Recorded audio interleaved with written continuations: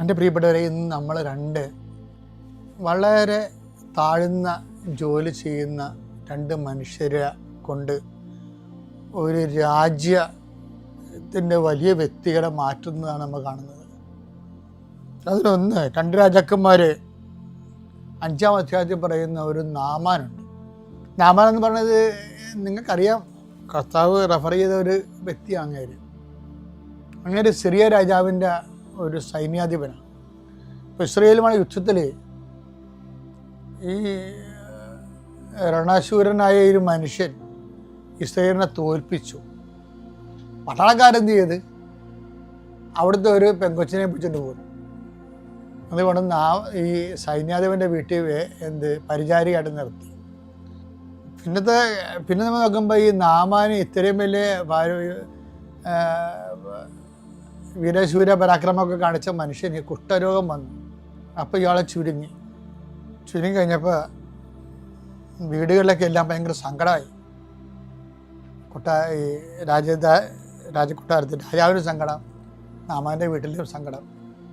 അപ്പോഴുണ്ട് ഈ പരിചാരികയായിട്ട് വന്ന ഇസ്രയേലിലെ പെൺകുട്ടി, അവൾ അവിടെ ചെന്നിട്ട് അവരുടെ മതത്തിൽ ചേർന്നില്ല. അതാണ് രസം. ഇപ്പം ഇതിന് പൈസയൊന്നുമില്ല. ഇപ്പം നമ്മുടെ ഗൾഫിലൊക്കെ വന്ന് ചില ആൾക്കാരൊക്കെ അറബികളുടെ വീട്ടിൽ അല്ലെങ്കിൽ അതുപോലെയുള്ള പണക്കാരുടെ വീട്ടിലൊക്കെ ചെല്ലുമ്പോൾ ചില ആൾക്കാർക്ക് പ്രാർത്ഥന കുറഞ്ഞു പോകണില്ലേ. ഇവളങ്ങനെയല്ല. അവൾ എപ്പോഴും ഓർത്തേക്കാം നമ്മൾ. കാര്യം നമ്മുടെ സ്വത്തിനേക്കാൾ, മനുഷ്യൻ്റെ സ്വത്തിനേക്കാൾ ബൈബിൾ എന്താ പറയണത്? സ്വത്ത് ഒന്നും കൊണ്ടുപോകണില്ല എന്ന് പറഞ്ഞില്ല. കൊണ്ടുപോകണത് എന്താണ്? നീ വിശ്വസിച്ച ദൈവത്തിന് മാത്രമേ കൊണ്ടുപോകണം. അപ്പം അതുകൊണ്ട് ഇവളെ പറഞ്ഞു, യജമാനെ സുഖപ്പെടുത്താൻ വഴിയുണ്ട്. ഞങ്ങളുടെ നാട്ടിൽ സമറിയായാലും ഒരു പ്രവാചകനുമുണ്ട്. നീ അവിടെ ചെന്ന ദൈവനാമത്തിൽ പ്രാർത്ഥിച്ചു, യജമാനെ സുഖപ്പെടുമെന്ന് പറയും. അപ്പോൾ അവളുടെ പറച്ചിൽ കേട്ടപ്പോൾ അത് വിശ്വസിക്കുന്ന പോലെയാണ് പറഞ്ഞിരിക്കുന്നത്. അല്ലെങ്കിൽ ശരിക്കും പറഞ്ഞാൽ ഇവരോട് യുദ്ധത്തിലിരിക്കുകയല്ലേ, യുദ്ധം കഴിഞ്ഞ് ഇസ്രായേൽ തോറ്റിരിക്കുകയാണല്ല. അപ്പോൾ പിന്നെ അവരെ ആശ്രയിക്കാൻ വേണ്ടി ഇവർ പോവുക. പക്ഷെ നാമാന് തോന്നി എന്തോ കാര്യം അതിൻ്റെ അകത്ത് ഉണ്ടെന്ന്. കാര്യം അത് പറഞ്ഞ പറച്ചിലാണ് നാമാൻ വീണിരിക്കണത്. അവളപ്പം നല്ല സ്ട്രോങ് ഫെയ്ത്തുള്ള ആളാണ്. വീട്ടുവേലക്കാരിയാണെന്നൊരു കാര്യമില്ല.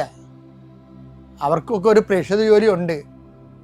ഇക്കാലങ്ങളിൽ എന്തുമാത്രം മനുഷ്യരാണ് രാജ്യവ്യാപകമായ രീതിയിൽ, ലോകവ്യാപകമായ രീതിയിൽ കെയർ സെൻറ്ററിൽ പോണത് ജോലി ചെയ്യാൻ. ഈ കെയർ സെൻറ്ററിൽ പോണവരൊക്കെ ഓർക്കണം, നിങ്ങൾക്ക് നിങ്ങളുടെ വിശ്വാസം പകർന്നു കൊടുക്കാൻ കർത്താവ് നൽകിയ അവസരമാണത്. ഒത്തിരി പേര് അത് ചെയ്യുന്നുണ്ട്. പക്ഷെ എന്നാലും അതിനൊക്കെ